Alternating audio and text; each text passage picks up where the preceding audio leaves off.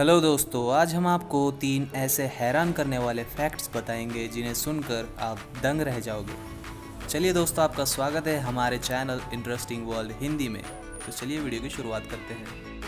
चलिए दोस्तों, स्टार्ट करते हैं फैक्ट नंबर 3 से। आइए जानते हैं कि कोलकाता की पुलिस सफ़ेद वर्दी क्यों पहनती है। खाकी वर्दी पुलिस की पहचान है। आपने पुलिस को हमेशा खाकी रंग की पोशाक में ही देखा होगा क्योंकि वो पुलिस की यूनिफॉर्म होती है।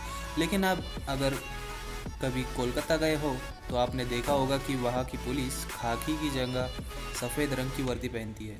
ऐसे में आप भी सोच रहे होंगे कि जब पूरे देश में सभी जगह पुलिस की खाकी वर्दी लागू है तो कोलकाता की पुलिस की वर्दी सफ़ेद रंग की क्यों? दरअसल इसके पीछे इतिहास है और एक विशेष कारण भी है। आखिर क्यों पहनती है कोलकाता की पुलिस सफ़ेद वर्दी? दरअसल आज़ादी से पहले हमारे देश पर अंग्रेज़ों की हुकूमत चलती थी। 1845 में अंग्रेज़ों ने ही कोलकाता पुलिस का गठन किया था। उस समय ये विचार किया गया कि कोलकाता की पुलिस की वर्दी का रंग क्या रखा जाए और फिर ये फैसला लिया गया कि वहाँ की पुलिस की यूनिफॉर्म सफ़ेद रंग की होगी। इसके पीछे भी एक वजह थी और वो वजह थी वहाँ का मौसम। दरअसल कोलकाता समुद्र के समीप बसा होने के कारण वहाँ के वातावरण में हमेशा नमी बनी रहती थी और गर्मी काफ़ी तेज़ होती है। ऐसे में पुलिस की वर्दी का रंग सफ़ेद इसलिए किया गया ताकि सूर्य की तेज़ किरणें सफ़ेद रंग से रिफ्लेक्ट हो जाए और ज़्यादा गर्मी ना लगे। बस तभी से लेकर अब तक वहाँ की पुलिस का सफ़ेद रंग की वर्दी पहनना जारी है। कोलकाता पश्चिम बंगाल की राजधानी है और आपको बता दें कि पश्चिम बंगाल में 2 तरह की पुलिस काम करती है, जिनमें से कोलकाता की पुलिस की वर्दी सफ़ेद रंग की है और बाकी पूरे बंगाल की पुलिस खाकी रंग की ही वर्दी पहनती है। वो इसलिए क्योंकि बंगाल पुलिस का गठन साल 1861 में किया गया था और बंगाल पुलिस के डीजीपी सीधा राज्य सरकार को अपनी रिपोर्ट सौंपते हैं और बंगाल पुलिस खाकी रंग की वर्दी का इस्तेमाल करती है। इस वजह से कोलकाता और बाकी पुलिस की वर्दी में फ़र्क देखने को मिलता है। चलिए दोस्तों, बढ़ते हैं फैक्ट नंबर 2 की तरफ। आइए जानते हैं सांप के पैर क्यों नहीं होते। सांप का नाम सुनते ही शायद आपके भी रोंगटे खड़े हो जाते होंगे। हो सकता है आपने सांप को इतना करीब से देखा हो कि आप सांप से कोई खौफ नहीं लगता हो। सामान्य तौर पर सांप का जिक्र डर पैदा करने के लिए काफ़ी होता है, लेकिन क्या कभी आपने ये सोचा है कि सांप रेंगता क्यों है, चलता क्यों नहीं, और क्या आपने कभी सांप के पैर देखे हैं? इन सारे सवालों का जवाब जानने के लिए क्यों ना आज इसी बारे में बात की जाए। तो चलिए आज सांप के पैरों से जुड़ी कुछ दिलचस्प जानकारी लेते हैं। सांप के जीवाश्म के अध्ययन ने सांप के पैरों से जुड़ी इस रहस्य से पर्दा उठाया है। साइंटिस्ट ने 90 लाख साल पुराने सांप के अवशेष का अध्ययन करके महत्वपूर्ण जानकारी हासिल की है। एडिनबर्ग यूनिवर्सिटी में हुए शोध के अनुसार आधुनिक सांप और जीवाश्म के सीटी स्कैन की तुलना करने पर पता चला है कि आज अगर सांप के पैर नहीं है तो इसके पीछे उनके पूर्वज जिम्मेदार हैं। स्टडी के अनुसार सांपों के पूर्वज बिलों में रहते थे और इस वजह से बिल में घुसने के लिए उन्हें रेंगना पड़ता था। ऐसे करते रहने से उन्हें रेंगने की आदत पड़ गई और उनके पैरों का इस्तेमाल बंद हो गया। ऐसा पीढ़ी दर पीढ़ी होने के कारण शायद उनके पैर विलुप्त हो गए हैं।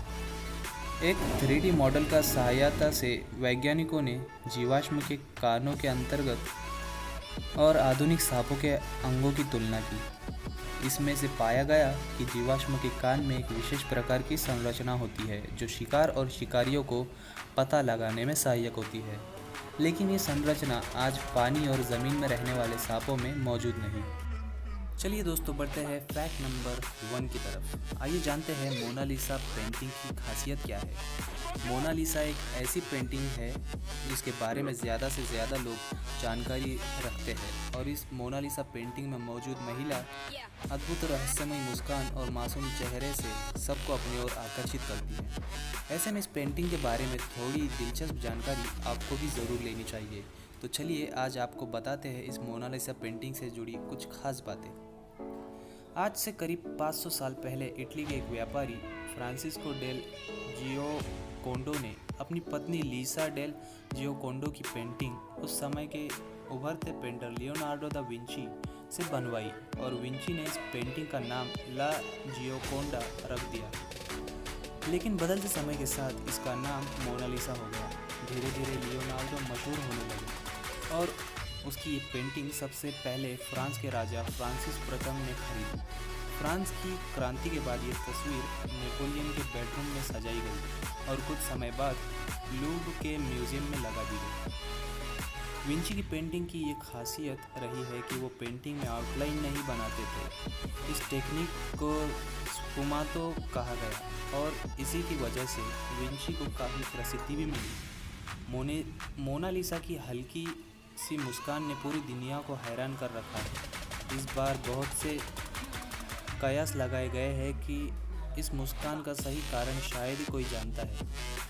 कुछ लोगों का कहना है कि ये एक भोली महिला की मासूम मुस्कान है, तो कुछ का कहना है कि ये मुस्कान बताती है कि मोनालिसा के दिल में बहुत से राज छुपे हैं। और डेनमार्क में बने इमोशन रिकग्निशन कंप्यूटर के अनुसार मोनालिसा 83% खुश है।